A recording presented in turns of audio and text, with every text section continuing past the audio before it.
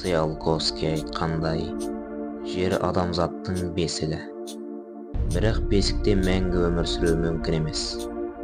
Бүгінде ғарышты игеру құрғақ қиял емес, геосаяси және экологиялық қажеттілікке айналды. Алайда, өзге планетадағы тіршіліктің кепілі зымырандар емес. Сол жақтағы алғашқы тірі жасуша болмақ. Құрметті форум қатысушылары, менің есімім Абдуродилов Ферма. Біз болашақтың инженерлер мен заңгерлер туралы өте көп ойланамыз. Бірақ болашақта пайда болатын ең маңызды тұлғалардың бірі экзоагроном туралы ұмытып кетеміз.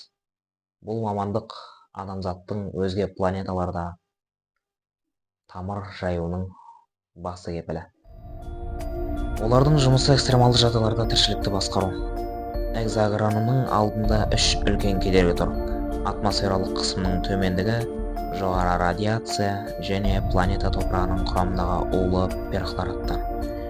Олар бұл мәселені жабық экожүйелер арқылы шешеді.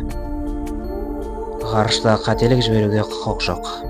Экзоагроном тек табиғатты бақылаушы емес, ол әрбір секундты есептейтін стратег.